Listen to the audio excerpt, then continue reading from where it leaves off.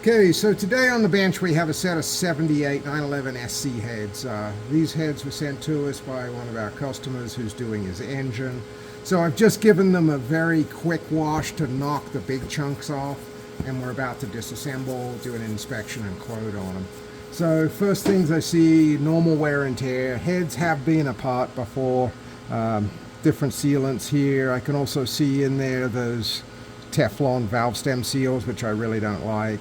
The heads have also seen a little bit of rough handling. We've got this one here that has a broken fin. Not the end of the world. Pretty good other than that. We have this one that's had a pretty good tumble here. And right here, this one looks like it took a tumble off the bench at some point. Now, it wasn't a shipping issue. These actually were really well packaged, individually wrapped, bubble wrapped to us. I don't think it's going to be a major problem. Yes, they'll lose a small amount of cooling abilities, but not enough to warrant a problem.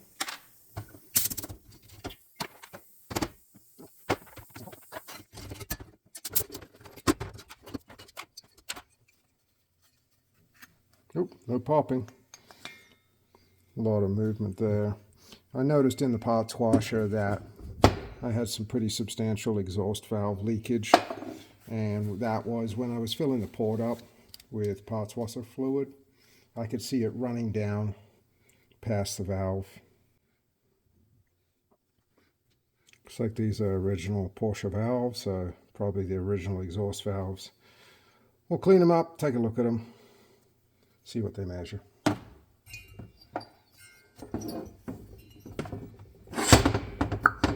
little bit of vacuum on the intake side, so exhaust guide's definitely warm.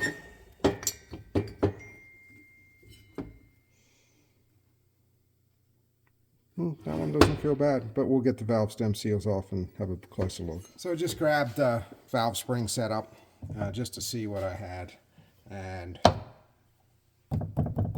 it barely moves off the stop. So valve springs are definitely worn out. Pretty much, I have no idea on mileage on this car. Yeah, it's not even making 25 pounds to get off the stop, so gonna need a set of springs. Okay, so next thing I want to do is I've just set the old valves in there on the seats, and I want to check my installed heights just to see if we need to do anything with valve seats. And looks like we got plenty of room. Looks like I got 0.6 to cut on that one. Is that negative or positive? Negative. 0.7 on that one. Oh, negative means deeper into the head. We start off negative. Oh, 46 so negative. If they were out deeper, it would be positive on my dial gauge. So it looks like, yeah, we've got about 0.5 mil to play with. So you can fit a valve cut in that size? Yeah, maybe. I won't know for sure until everything's cleaned up, but at least it gives me an indication that I probably don't need valve seats. And looking at the seats, they don't look like they're too deep right now. Just depends on how concentric they are. Let's feel that intake. Not bad. So the intake on this one head, granted this is only one head, feels good. Let's take a look at our exhaust. Oh yeah, huge difference, just slopping all the way around. So yeah, definitely going to be exhaust valves, definitely going to be exhaust guides. Still going to wait on the intakes and see what everything comes up like. So on the next head, we've got a lot more slop on the intake valve guide as well.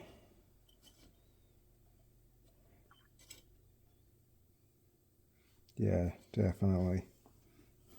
So it's normal for 911 heads to wear on the exhaust side. That's the main one that they wear out. Quick way of checking a valve guide is just with the lubrication oil that's on it.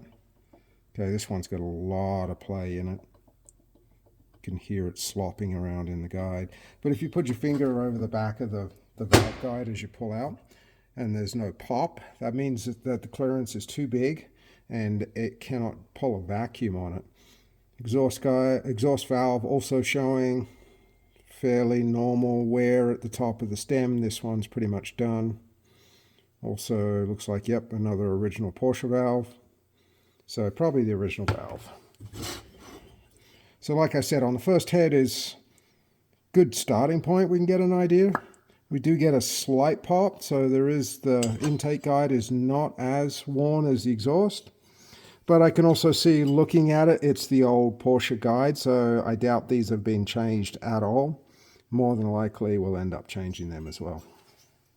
So just continuing on, one of the other things I noticed on this one, the intake valve, we see the seat size here, fairly big. Then we get around here, fairly small, also shows signs of leakage.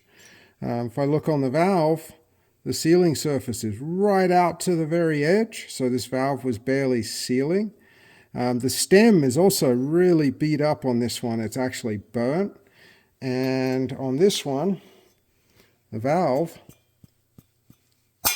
you got to actually slam it in to get it to go in. So to give you an idea, valve that's clearance properly should just drop right in like this one. So if I press it up and down, whereas this one you can see if I press it down it'll come up, but if I press it up it just hangs there. So definitely going to be doing all the guides. If we're doing one, doing all.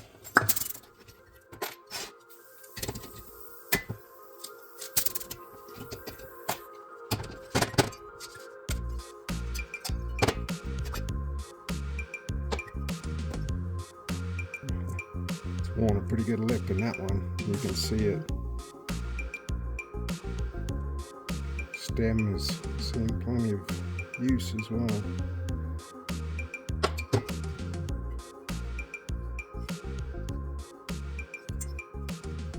You can see the chatter in that one when they cut it. Yeah. You see on the seat. Oh, okay. See all the chatter marks. You got to let the light catch it. Oh, I There see. it is. So we're trying to get through this, and here we go again. This is the only thing you can't see is how much force I'm having to put on it to get the intake valve in, and then I can actually barely press it out on this one.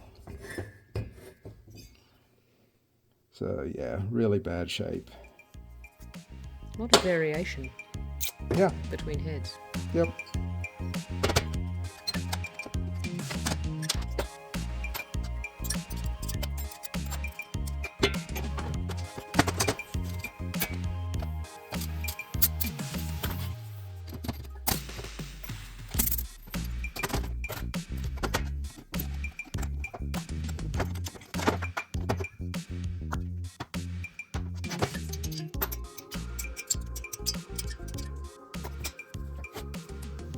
So that's all our heads apart. My next step now is just wash the last remnants of oil out of all the valve guide area. I already know we need springs. We can look at a couple more, but I doubt, well, let's look at a couple more just for interest's sakes. Grab some random springs. And my spring tester is already set for installed height since I've been doing a lot of SC heads lately. Same thing. Doesn't even move off the peg.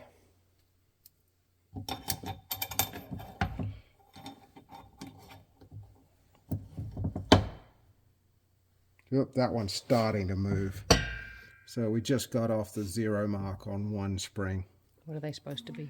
Usually I want to see around 40 pounds, 30 to 40 pounds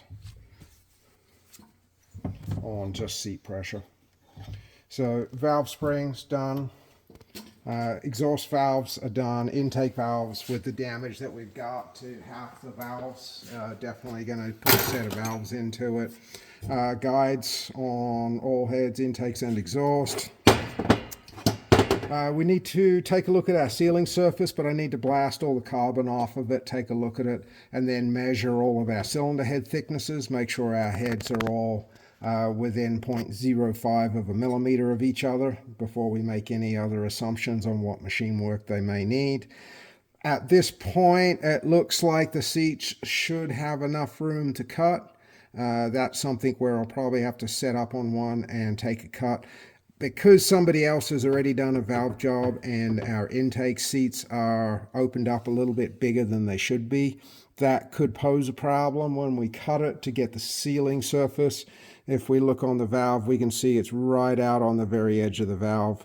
There's continuous wear all the way out to the margin. Normally we want to see a thin line around here. Exhausts. The seats just worn super big. We could see some evidence of chattering on one of them where the tooling was chattering when they cut it. But we'll have to just set those up, cut one, and then remeasure our installed heights, make sure we're within tolerance. And I can measure how much I cut using my milling machine as I cut with the depth, knowing that I have around half a mil to play with.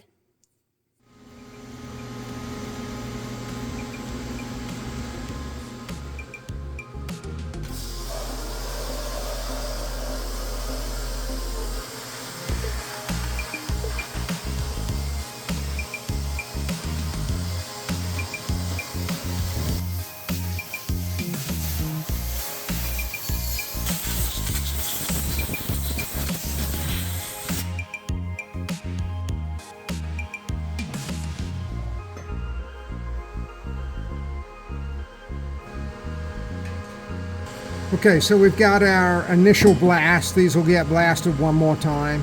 This is to get the majority of the stuff off so I can see what's going on. We do have some head gasket wear on all the heads, so we are going to have to surface these. Not the worst that I've seen, but definitely is going to need to be machined on these surfaces. So I think I have enough information to put everything together, get a quote to the customer, and take it from there.